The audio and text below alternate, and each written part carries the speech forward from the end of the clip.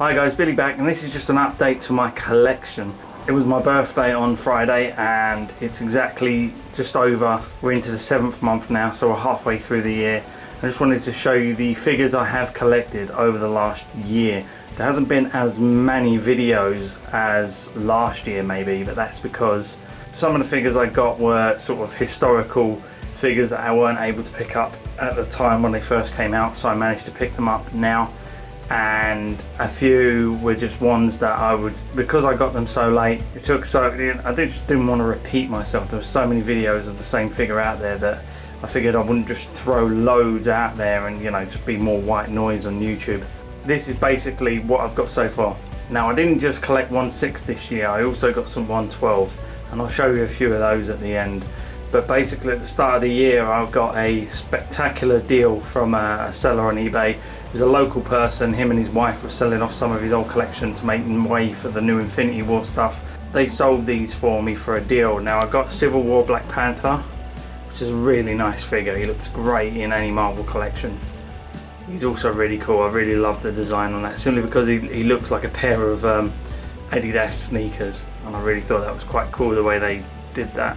And then of course I picked up the Mark IV from them. This is the plastic version because the die-cast Mark IV was coming out.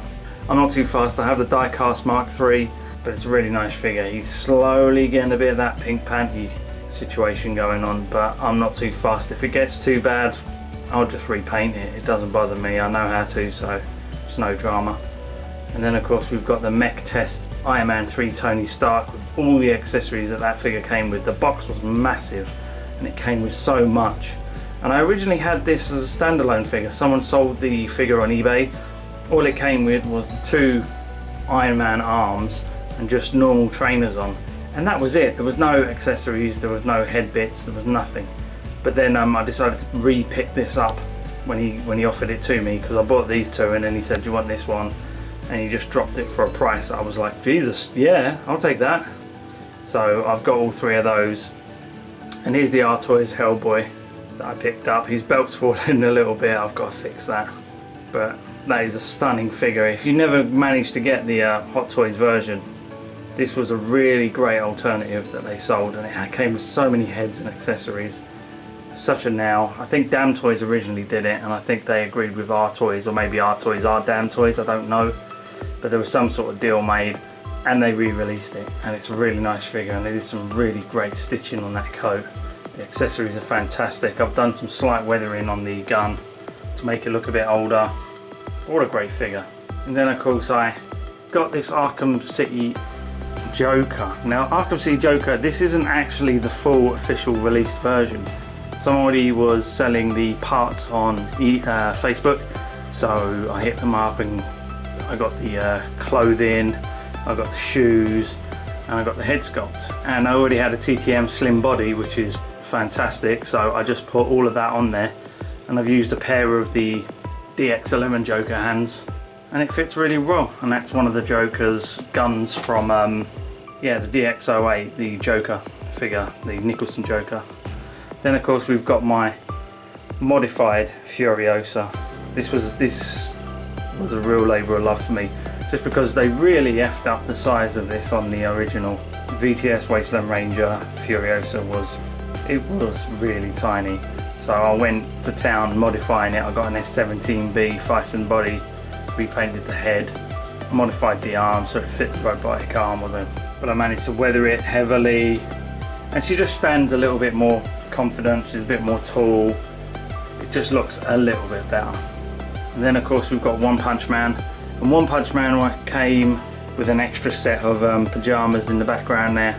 So I acquired an extra body, used the secondary head sculpt on there, and just put the pyjamas on him. And then of course you got the Mark V here, die cast. Did a video review on that recently. Beautiful figure, absolutely amazing, I love it. And then of course we've got Spider-Man Homecoming.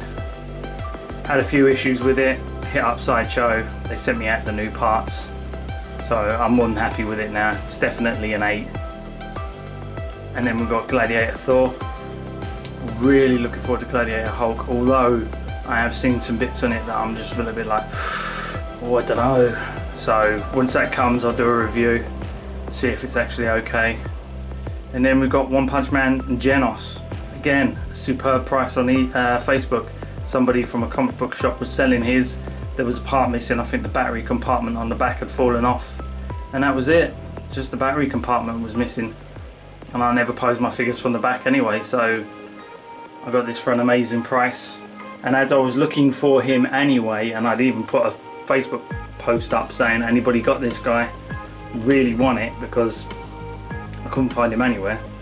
And just about 3 weeks later, a Facebook post went up and boom.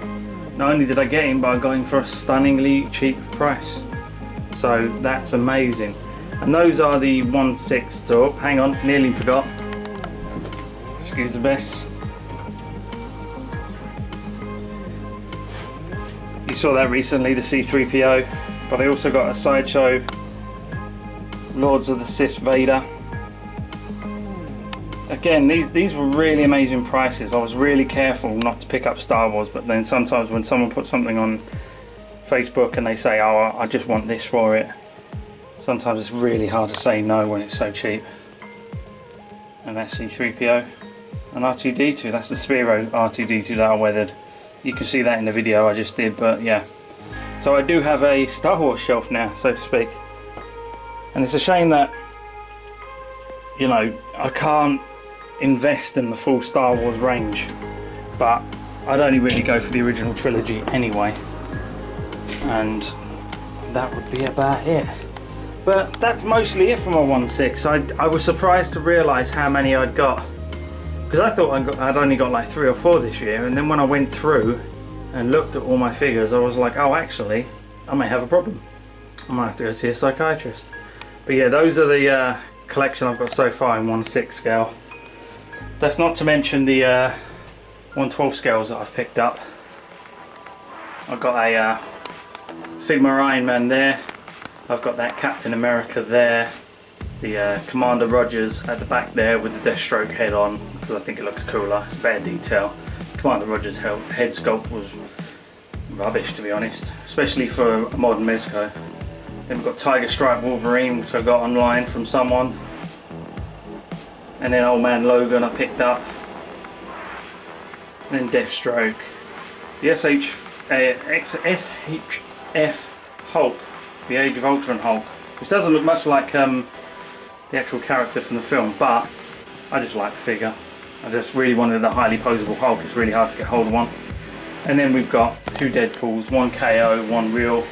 And I've just used head sculpts from the Marvel Legends for the main one, on these taco, and then I've put the original head sculpt on the KO version there. And there's a head pull from Lady Deadpool, which I've modified and put on a little stand, so that stands there. And I think Punisher's too old. I think I got him quite a while ago. And then if we move across, again, excuse the mess, I got that Fig MacGyver, which is fantastic. I think that's the last one. Yeah, I think that is it. Fig MacGyver, although there's an LED flickering up there. That's worrying. That didn't happen before, did it? Naughty. But you may have noticed something, and that's the lighting. Originally my LEDs were all sort of just like strips along the top here, but because they were so bright, the light used to bleed out quite a lot, and it used to affect the eyes, so that when you were looking at the figures, you'd see more of the light than you would the figures, and the detail would not show up so well.